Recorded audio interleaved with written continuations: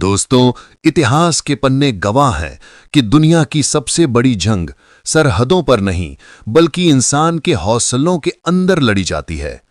वक्त ने कई योद्धा देखे, कई शूरवीर देखे, लेकिन कभी कभी नियति ऐसी बिसात बिछाती है कि कोमल कली को भी लोहे की दीवार बनना पड़ता है।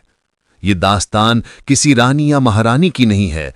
ये दास्तान है एक ऐसी लड़की की जिसे वक्त की एक भयानक गलती ने भेड़ियों की मांग में फेंक दिया था। एक ऐसी जेल जहां सूरज की किरण भी डरती थी अंदर जाने से। काला पानी सेंट्रल जेल, जहां सिर्फ मर्द थे, और वो भी वो जिन्होंने इंसानियत को बहुत पहले मार दिया था। 7 दिन सुनने में कम लगते हैं, लेकिन पूछिए उस रूह से जिसके लिए हर एक पल एक सदी के बराबर था। तो आइए दिल थाम कर सुनिए उस अग्नि परीक्षा की कहानी, जहां एक लड़की ने साबित कर दिया कि जब इज्जत और जान पर बनाए तो औरत अबला नहीं, साक्षात चंडी बन जाती है। अमावस्या की तूफानी रात थी। काला पानी सेंट्रल जेल के भारी लोहे के दरवाजे चरमराते हुए खुले। ये जेल शहर से मीलों दूर एक वीरान टापू पर बनी थी, और सबसे बड़ी बात, ये केवल खूंखार पुरुष कैदियों के लिए थी। लेकिन उस रात एक प्रशासनिक गलती या शायद किसी गहरी साजिश के तहत 22 साल की रिया को वहां लाया गया। रिया एक साधारण लड़की थी जिसे एक झूठे गबन के मामले में फंसाया गया था। जब उसे गाड़ी से उतारा गया तो वहां का माहौल किसी जानवर के बाड़े जैसा था। चारों तरफ ऊंची दीवारें, बिजली के तार और सैकड़ों खूंखार मर्दों की आवाजें थीं। जैसे ही रिया को बैरक की तरफ ले जाया गया, जेल के गलियारों में एक अजीब सा शोर गूंजने लगा। सलाखों के पीछे से सैकड़ों जलील आंखें उसे ऐसे घूर रही थीं जैसे कोई भेड़िया अपने शिकार को देख रहा हो। सीटी बजाना, गंदे कमेंट्स और सलाखों को पीटने की आवाजें उसके कानों में शीशे की तरह चुभ रही थीं। जेलर राणा एक क्रूर इंसान था। उसने रिया को जानबूझकर जनरल वार्ड के पास वाली एक आइसोलेशन सेल में डाल दिया। उसने हंसते हुए कहा, यहां नियम कानून नहीं, मेरी मर्जी चलती है। 7 दिन बच गई तो किस्मत, वरना ये जानवर तुझे नोच खाएंगे।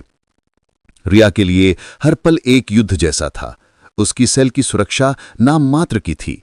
हवलदार जो उसकी सुरक्षा के लिए थे, वही सबसे बड़े भक्षक बन गए थे। जब भी वो खाना देने आते, उनके हाथ उसे छूने की कोशिश करते।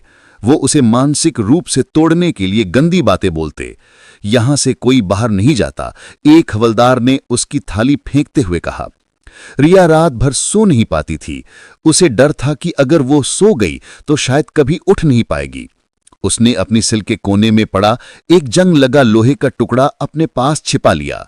उसने तय कर लिया था कि अगर कोई उसके पास आया तो वो या तो उसे मार देगी या खुद को।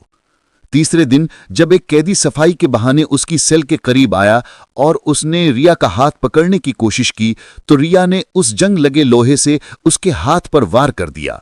खून बह निकला। कैदी चिल्लाया, लेकिन रिया की आंखों में अब डर की जगह आग थी। उस दिन पूरे जेल में खबर फैल गई कि ये लड़की आसान शिकार नहीं है। रिया समझ चुकी थी कि रोने से कुछ नहीं होगा, उसे अपने दिमाग का इस्तेमाल करना होगा। उसने देखा कि जेल का रूटीन एक मशीन की तरह चलता है। सुबह 6 बजे गिनती, 8 बजे नाश्ता और दोपहर 2 बजे लॉन्ड्री वैन आती है जो गंदे कपड़े लेकर बाहर जाती है और धुले हुए कपड़े लाती है। उसने ये भी नोट किया कि जेलर राणा हर शाम 5 बजे अपने केबिन में शराब पीता है और उस वक्त सुरक्षा थोड़ी ढीली हो जाती है। लेकिन उसका मुख्य लक्ष्य था वो लॉन्ड्री वैन, वही उसकी आजादी का एकमात्र रास्ता था। रिया ने खुद को बीमार दिखाना शुरू कर दिया। उसने खाना छोड़ दिया और अपने शरीर को पीला और कमजोर बना लिया। हवलदारों ने सोचा कि वो टूट गई है, इसलिए उन्होंने उस पर ध्यान देना कम कर दिया। 6ठे दिन की रात उसने अपनी सेल की दीवार की एक ईंट को ढीला पाया। पूरी रात अपनी उंगलियों को लहूलुहान करते हुए उसने उस ईंट को कुरेदा, लेकिन वो बाहर निकलने का रास्ता नहीं था। वो सिर्फ एक हथियार छिपाने की जगह थी। उसने वहां कांच का एक नुकीला टुकड़ा छिपा दिया जो उसे खाने की थाली के साथ गलती से मिला था। 7वें दिन की सुबह रिया को पता था कि आज या तो वो बाहर होगी या फिर लाश बनकर निकलेगी। दोपहर के 1:30 बज रहे थे। लॉन्ड्री वैन के आने का समय हो गया था। रिया ने पेट दर्द का नाटक किया और जमीन पर लोटने लगी। उसका नाटक इतना असली था कि हवलदार घबरा गए। उसे डिस्पेंसरी ले जाने के लिए सेल से बाहर निकाला गया। डिस्पेंसरी का रास्ता लॉन्ड्री रूम के बगल से होकर जाता था। जैसे ही वे लॉन्ड्री रूम के पास पहुंचे, रिया ने अपनी पूरी ताकत इकट्ठा की। उसने साथ चल रहे हवलदार की आंख में मुट्ठी भर धूल झोंक दी जो उसने अपनी जेब में छिपा रखी थी और उसके घुटने पर जोरदार लात मारी। हवलदार गिर पड़ा। रिया बिजली की तेजी से लॉन्ड्री रूम के अंदर भागी। वहां कैदियों के गंदे बदबूदार कपड़ों के ढेर लगे थे। बाहर सायरन बजने लगा था। कैदी भाग गया कि आवाजें गूंजने लगीं। रिया के पास सिर्फ 10 सेकंड थे। उसने गंदे कपड़ों से भरी एक बड़ी ट्रॉली देखी जो वैन में लोड होने के लिए तैयार थी। बिना कुछ सोचे वो उस बदबूदार, पसीने और गंदगी से भरे कपड़ों के ढेर के अंदर घुस गई और खुद को सबसे नीचे दबा लिया। दम घुट रहा था, बदबू से उल्टी आ रही थी, लेकिन उसने अपनी सांसें रोक लीं। 2 मिनट बाद 2 मजदूरों ने उस भारी ट्रॉली को उठाया और वैन के अंदर फेंक दिया। रिया को लगा उसकी हड्डियां टूट जाएंगी। वैन का दरवाजा बंद हुआ और अंधेरा छा गया। वैन जेल के मुख्य द्वार पर रुकी। सुरक्षा गार्ड ने वैन के ड्राइवर से पूछा, क्या है इसमें? साहब, वही कैदियों के गंदे कपड़े, ड्राइवर ने कहा। गार्ड ने अपनी लाठी उस कपड़ों के ढेर में मारी। लाठी रिया के कंधी से सिर्फ 1 इंच दूर गद्दे में धंस गई। रिया ने दर्द की आह को अपने खलक में ही दबा लिया। जाओ, गार्ड ने कहा। इंजन की आवाज आई और गाड़ी चल पड़ी। रिया गंदे कपड़ों के नीचे दबी रही जब तक कि गाड़ी जेल से कई किलोमीटर दूर नहीं आ गई। शहर के बाहर एक सुनसान हाईवे पर वैन रुकी। ड्राइवर चाय पीने उतरा। मौका पाते ही रिया उस वैन से कूदी और पास के घने जंगल में भाग गई।